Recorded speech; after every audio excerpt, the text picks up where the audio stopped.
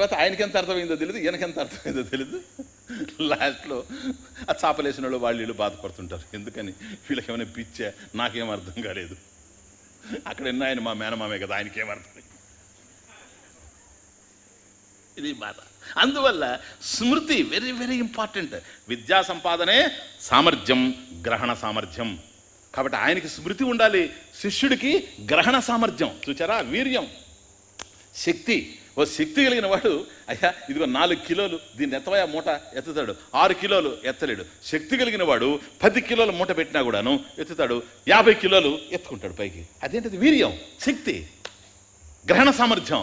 జ్ఞానం విషయంలో కూడా అంతే. కొందరికి చెప్తూ ఉంటే మంచి రుచికరమైన పదార్థం పెడుతూ ఉంటే తింటూ ఉన్నట్టుగా వాడు ఊరికే మింగేస్తూ ఉంటారు జ్ఞానాన్ని. కొందరికి కొద్ది ఎక్కువసేపు చెప్పింది. ఓ తమాషా ఎక్స్ప్రెషన్ అది.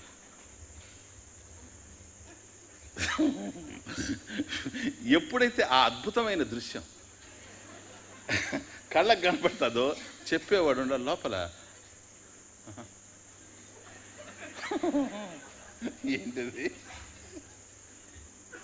40 నిమిషాలు 45 నిమిషాలు అయింది, ఫలం ఇదే అనుకుంటాడు. అర్థమవుతుంది. కాబట్టి గ్రహణ సామర్థ్యం కూడాను అతనికి కావాలి. రెండోది నేను సహవీర్యం అంటే అంత ఉంది. అది తమాషా. చూచారా, సహవీర్యం. ఇప్పుడు అందిస్తూ ఉన్నాడు విషయం, అందడం లేదు. ఏం చేయాలి ఇప్పుడు? హీ నోస్, తనకు తెలుసు, కానీ అక్కడ అందడం లేదు. తనకేం తెలుసు? తనకు అర్థమైందని తెలుసు, ఎదుటి వ్యక్తికి అర్థం కావడం లేదని తెలుసు. అప్పుడేం చేస్తాడు?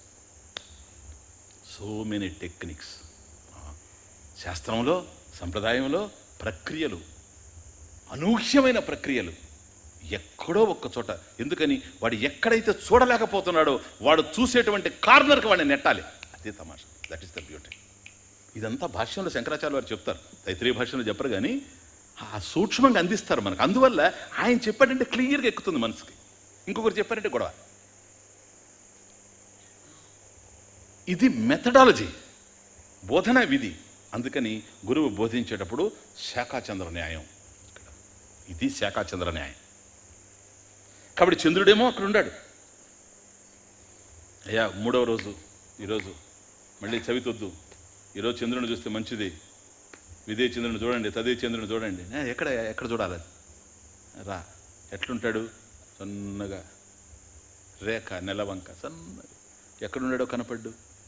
చూసే ఎవడో ఒకడు చూస్తాడు. అదే ఆడ ఎవడో ఒకడు చూస్తాడు. మనుష్యాణం సహస్రేష్. ఎవడో ఒక్కడు చూస్తాడు.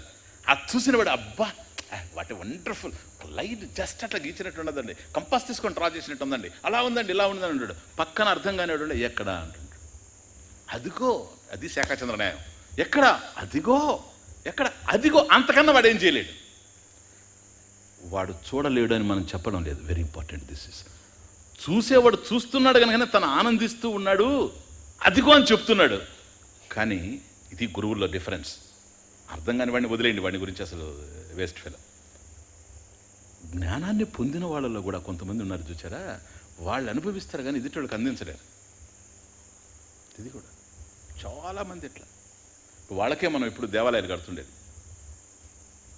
వాళ్ళ గొప్ప వాళ్ళే, కానీ వాళ్ళ టైంలో కూడా ఎవరికి జ్ఞానం అందలేదు, అది ఎవరికి తెలియదు. ఇప్పుడు కూడా మనకు అభిప్రాయం ఏంటంటే వాళ్ళు వచ్చి మనం రక్షించేస్తారులేని. పక్కన వాళ్ళు ఉంటారు, మా ఇంట్లో కనపడ్డాను నేను సాయంత్రం అని చెప్పడానికి. ఎందుకంటే ఫలానా ఆయన మా ఇంట్లో కనపడ్డాడు, ఫలానా స్వాములు వారు ఎప్పుడో 100 సంవత్సరాల క్రితం ఉన్నాయనంటే ఈయన ఎంత మహాత్ముడు కాకపోతే ఆయన కనిపించాడని ఈయనకు సర్టిఫికేట్ మిగులుతుందని. అంతే, ఇంకేమి లేదు. ఎవరికి కనిపించిందేం లేదు. సరేనా? ఫ్యాక్ట్స్ చెప్తున్నా మీకు. కానీ ఆ రోజుల్లో వాళ్ళు అంత మాత్రం చేత వాళ్ళు పొందలేదని నేను చెప్పున్నాను. పొందుండొచ్చు. ఇదిగో శాఖాచంద్ర న్యాయం. హాయిగా చూస్తూ ఉన్నాడు, ఎక్కడంటే వీడు చూపించలేకపోతున్నాడు. అందువల్ల తాను చూడడమే కాకుండా స తరతి లోకం స్తరయతి, అది గురువు. సర్వార్థాన్ని గృణాతీతి. అదుగో అదుగో అదుగో అని చెప్పడం కాదు, సర్వార్థాన్ని గృణాతీతి. వాడిని ఇంక ఇప్పుడు నాకు కనపడుతుంది, వాడికి కనపడడం లేదు. వాడికి కనపడేటువంటి కార్నర్ ఎక్కడో అక్కడికి వాడిని కార్నర్ చేయాలి. అంతకన్నా మార్గం వెరీ ఇంపార్టెంట్. అర్థమవుతుంది? ఇప్పుడు ఆ మైదానం నిలబడుకొని చూస్తాడు గురువు, అతను కనపడిపోతా ఉంది, వీడు కనపడడం లేదంటున్నాడు. అప్పుడు వాడిని ఎక్కడికి తీసుకొస్తాడు తెలుసా? అలా పట్టుకొని అన్నపూర్ణశాల దగ్గర తీసుకొస్తాడు.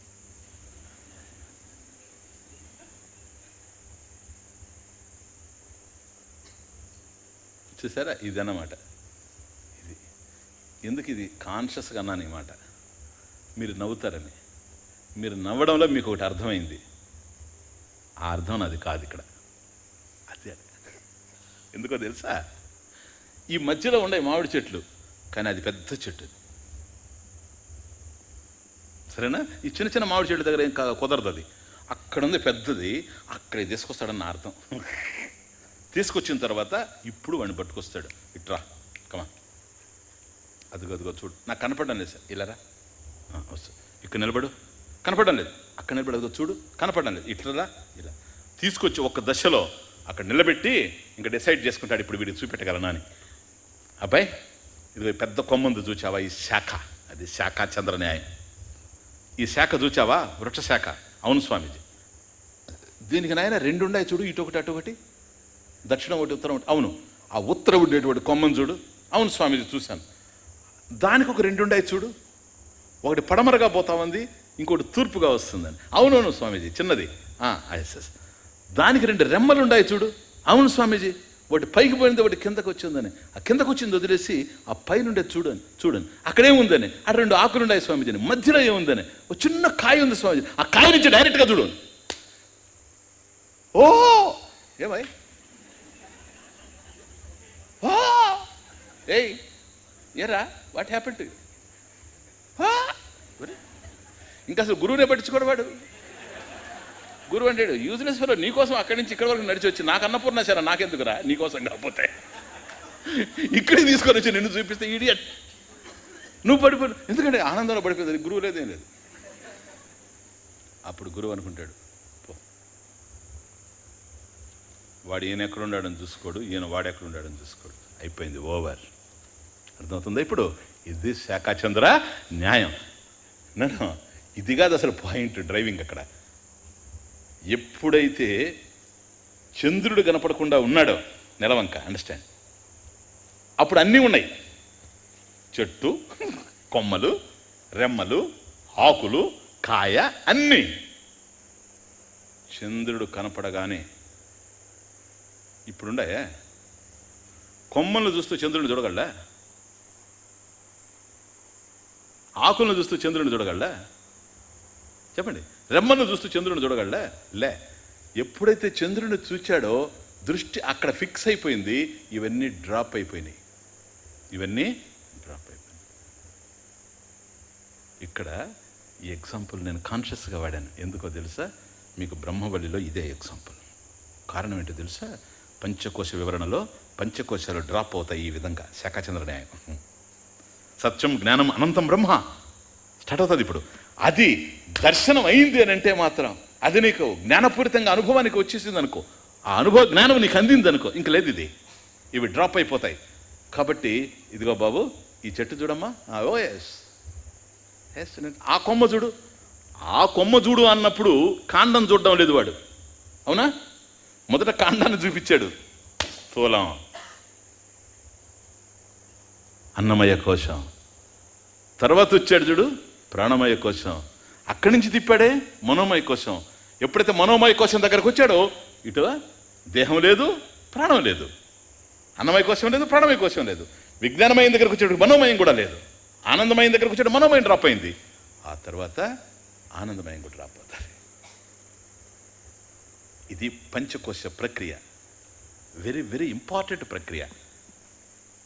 ఇటు తటస్థ లక్షణం, స్వరూప లక్షణం రెండూ ఉన్నాయి ఇందులో. చిన్న ఉపనిషత్తు కాదు ఇది, బ్రహ్మవల్లి స్టార్ట్ అవుతుంది ప్లీజ్.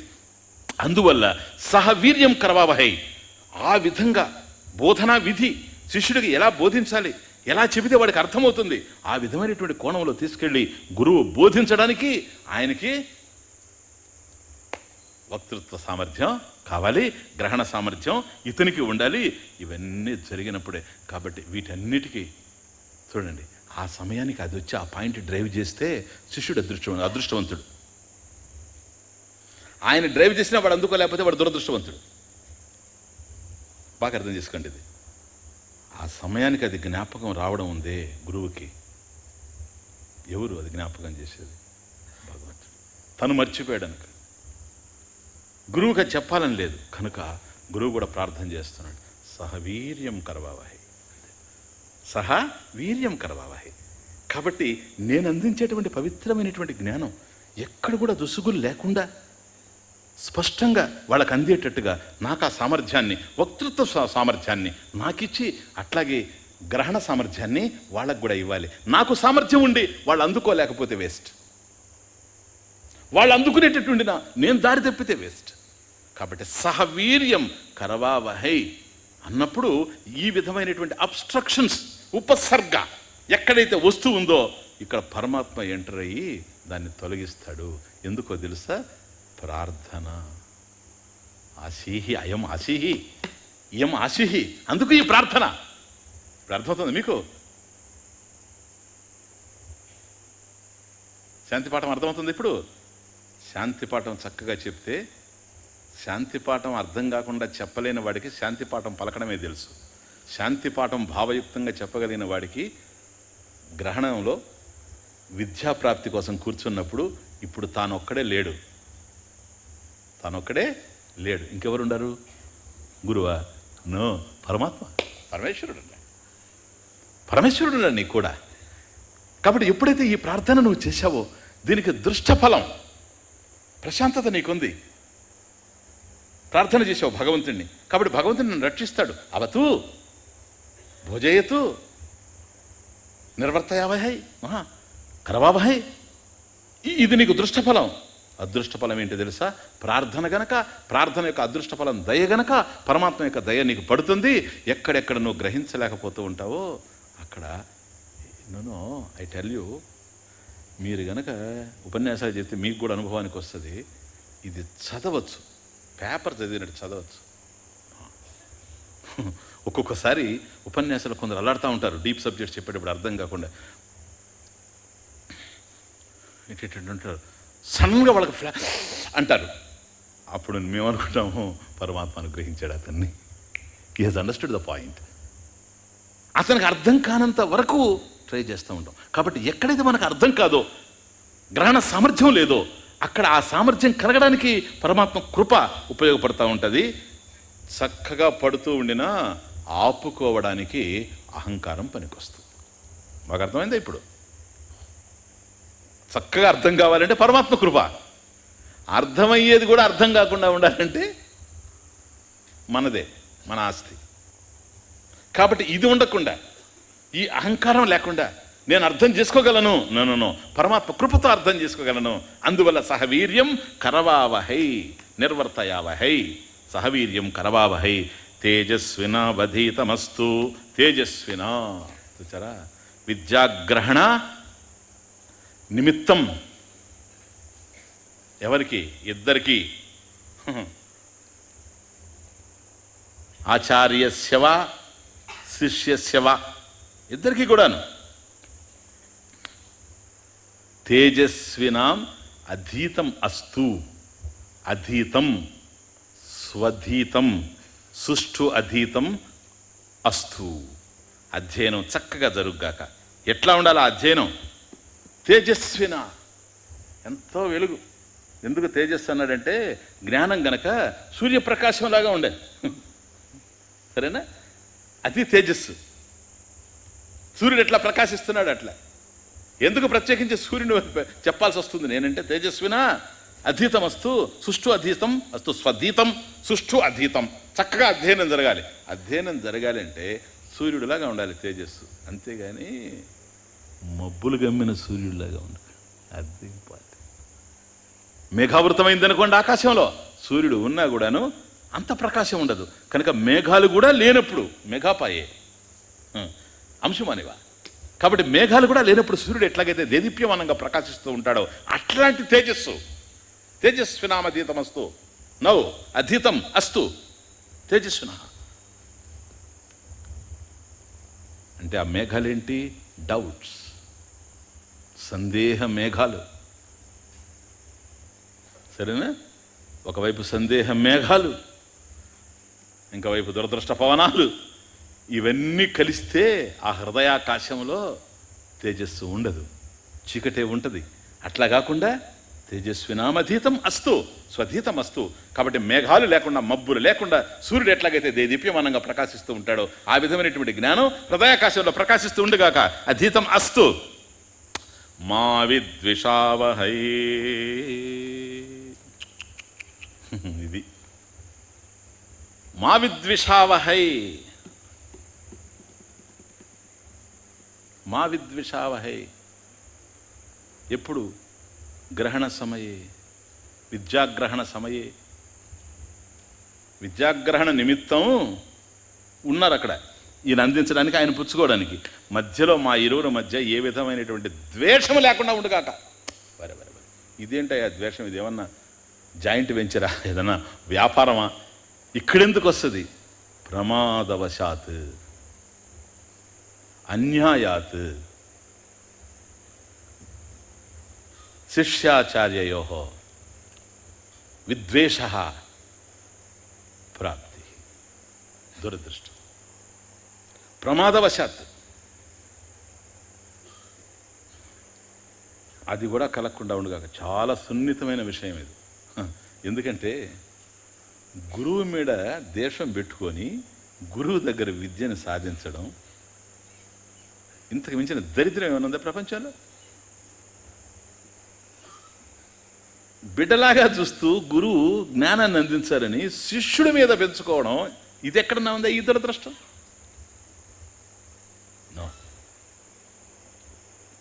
తల్లి బిడ్డలకు ఉండొచ్చేమో, తండ్రి కొడుకు ఉండొచ్చేమో, భార్యాభర్తలకు ఉండొచ్చేమో, సోదరులకు ఉండొచ్చేమో, పార్టీల్లో ఉండొచ్చేమో.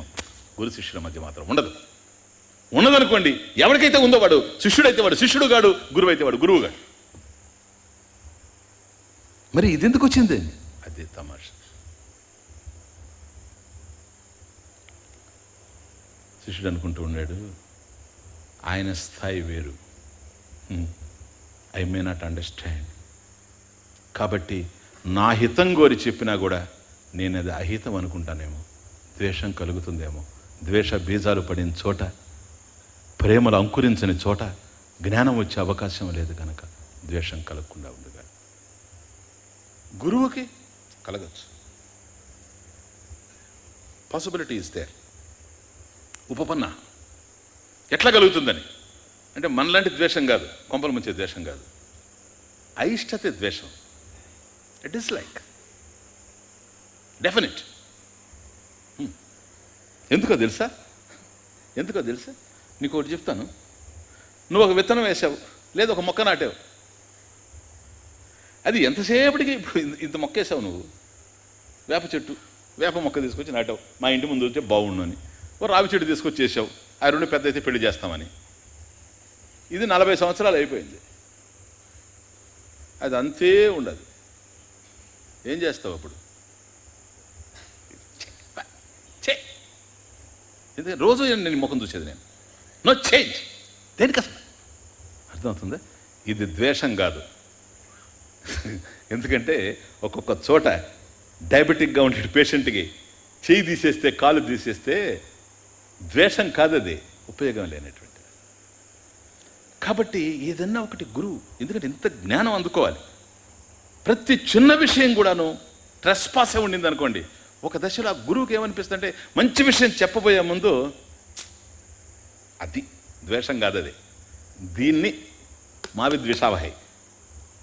ఒక మంచి విషయం చెప్పాలనుకుంటాడు, జ్ఞానపూరితంగా ఆగిపోతాడు.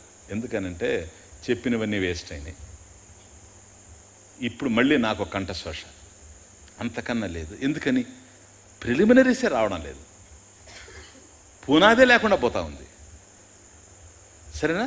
కాబట్టి ఏదో దురదృష్టం వెంటాడుతూ ఉన్నది, ప్రారంభం వెంటాడుతూ ఉంది. ఏం చెప్పినా ఉపయోగం లేదు అనుకున్నాడు అనుకో, ఆ సమయంలో చెప్పబోయేవాడు ఆగుతాడు.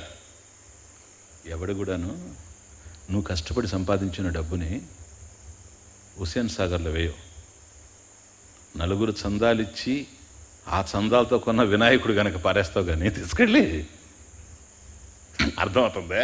వినాయక విగ్రహాన్ని తీసుకెళ్ళి హుస్సేన్ సాగర్లో వేయడం వేరు సార్. మన సూట్ కేసు తీసుకెళ్ళి మన సూట్ కేసు వేయం. ఎందుకని అంత కష్టం? మరి నువ్వు కష్టపడి సంపాదించినటువంటి ధనం, దాన్ని తీసుకెళ్ళి పాడేయాలంటే నీకే అట్లా ఉంటే జ్ఞాన ధనాన్ని